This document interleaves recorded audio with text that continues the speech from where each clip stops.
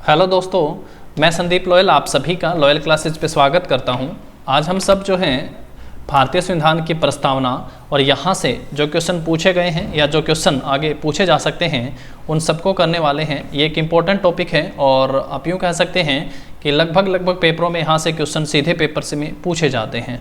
तो मैं सबसे पहले प्रस्तावना को यहाँ से एक बार पढ़ लेता हूँ, उसके बाद यहाँ से जिस तरह से क्वेश्चन पेपर में बनते हैं उन सबको हम यहाँ से करेंगे। हम भारत के लोग भारत को एक संपूर्ण प्रभुत्व संपन्न समाजवादी धर्मनिरपेक्ष लोकतंत्रात्मक गणराज्य बनाने के लिए तथा उसके समस्त नागरिकों को सामाजिक, आर्थिक और राजनीतिक न्याय, विचार, अभिव्यक्ति, विश्वास, धर्म और उपासना की स्वतंत्रता, प्रतिष्ठा और अवसर की समता प्राप्त करने के लिए तथा उन सब में व्यक्ति की गरिमा और राष्ट्र की एकता और अखंडता सुनिश्चित करने वाली बंधुता बढ़ाने के लिए दृढ़ संकल्प होकर अपने इस संविधान सभा में आज तारीख 26 नवंबर 1949 को एतद द्वारा इस संविधान को अंगीकृत, अधिनियमित और आत्मार्पित करते हैं। ये थी संविधान की प्रस्तावना। अब एक एक करके यहाँ से जो क्वेश्चन बनते हैं उन सबको हम सब करेंगे। सबसे पहले दोस्तों आप सबको ये पता होना चाहिए कि जो प्रस्तावना है ये किस देश से, यानी इसका सोर्स अगर हमसे पूछा जाता है कि कहाँ से ली गई। अभी मैं आप सबको पेपर में एक क्वेश्चन दिखाता हूँ। एसएससी CHSL के अभी आंसर की भी आई थी और उसमें एसएससी ने लगभग अपने सभी सेट जो हुए हैं उनमें से किसी न किसी में यहाँ से पेपर में क्वेश्चन पूछा हुआ है। ये वाला क्वेश्चन देखिएगा कि भारतीय संविधान की प्रस्तावना डैश के संविधान से ली गई है। सही आंसर क्या हो जाएगा? अमेरिका। तो इस पॉइंट को आप सबको नोट कर लेना है कि प्रस्तावना जो है वो किस देश के संविधान से ली गई है। तो पहला ही क्वेश्चन आया है, तो प्रस्तावना संयुक्त राज्य अमेरिका USA के संविधान से ली गई है।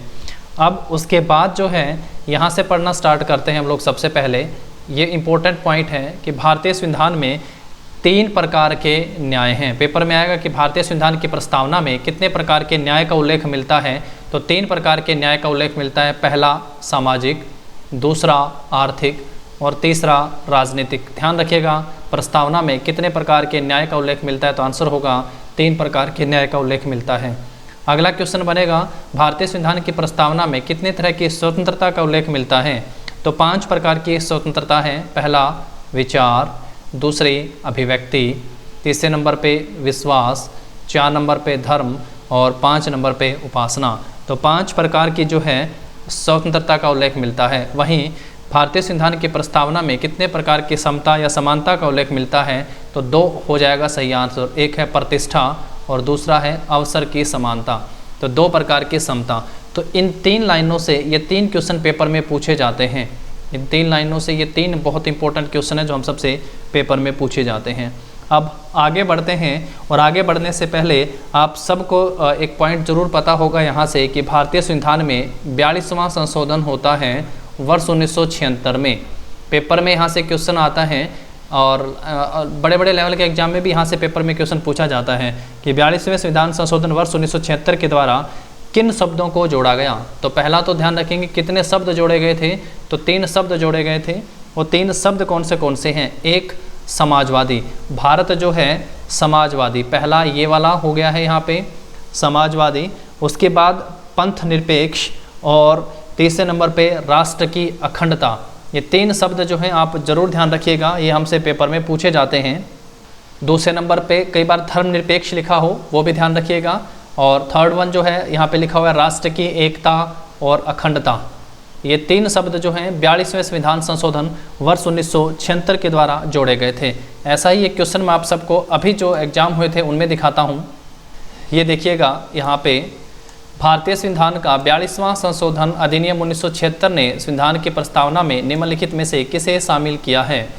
तो पहला लिखा हुआ है प्रभुत्व संपन्न, लोकतंत्रात्मक, पंथ निरपेक्ष और गणराज्य।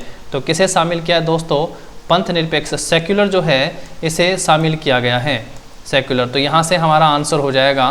ध्यान रखिएगा कि कौन सा शब्द शामिल किया गया है। तो सेक्युलर जो शब्द है वो शामिल किया गया है, पंथ निरपेक्ष। तो ये भी क्वेश्चन पेपर में बनता है। अब आगे बढ़ते हैं और नेक्स्ट पॉइंट के ऊपर चलते हैं हम सब।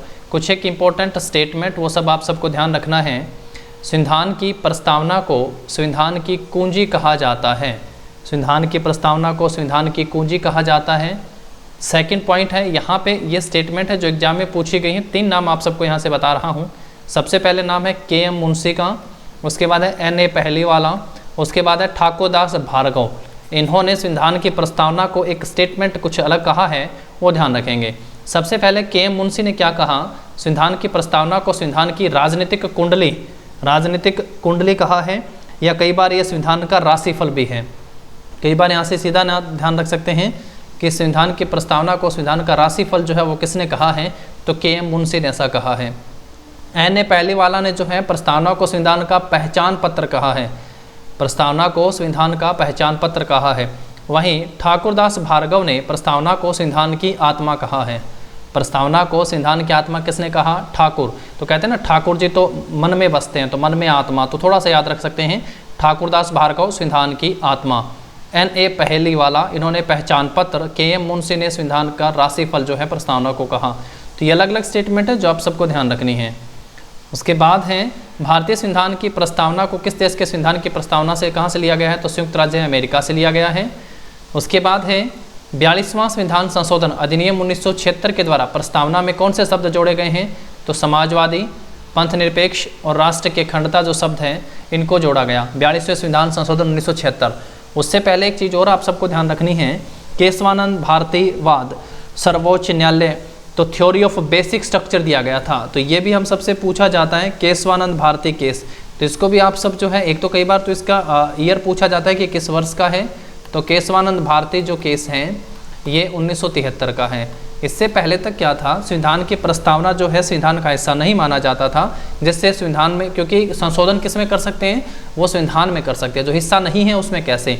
तो केशवानंद भारती जो केस आया था 1973 का, उसमें सर्वोच्च न्यायालय ने कहा था प्रस्तावना संविधान का अंग है, इसलिए उसमें अगर संसद या विधायिका चाहे तो उसमें संशोधन कर सकती है।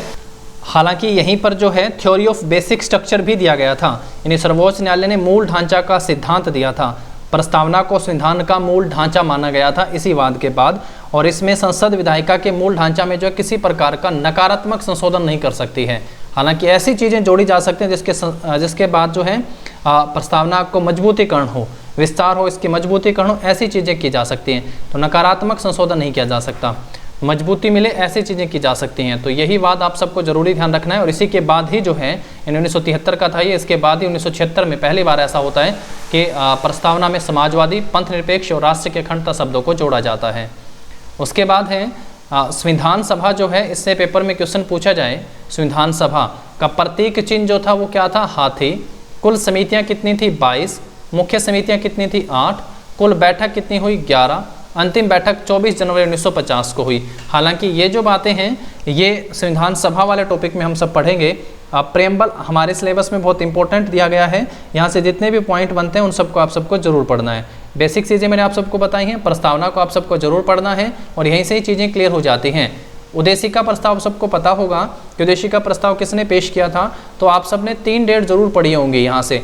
9 दिसंबर जब संविधान सभा की पहली बैठक होती है, 11 दिसंबर जब डॉक्टर जवाहरलाल जो राजेंद्र प्रसाद जो है स्थायी अध्यक्ष आते हैं, 2 उपाध्यक्ष भी बनते हैं, और 13 दिसंबर जब जवाहरलाल नेहरू जो है 13 दिसंबर 1946, ये सभी जो हैं 9 दिसंबर 1946, 11 दिसंबर 1946 और 13 दिसंबर 1946 से, ये तीनों डेट ध्यान रखनी है। 13 दिसंबर 1946 को पहला तो उद्देश्य प्रस्ताव किसने पेश करा था, तो जवाहरलाल नेहरू ने उद्देश्य प्रस्ताव पेश करा था। उसके बाद संविधान सभा ने अपनी कार्रवाई स्टार्ट करी थी, और संविधान जो है पारित की डेट तो इसमें साथ में दी ही गई है, 26 नवंबर 1949 को जो है ये पारित हो जाता है। 9 दिसंबर को सच्चिदानंद सिन्हा अस्थायी अध्यक्ष आते हैं, सच्चिदानंद सिन्हा ये अस्थायी अध्यक्ष है, ये ध्यान रखेंगे आप सब। और फ्रैंक एंथनी जो हैं ये अस्थायी उपाध्यक्ष थे। 11 दिसंबर को राजेंद्र प्रसाद स्थायी अध्यक्ष बनते हैं और 2 उपाध्यक्ष थे।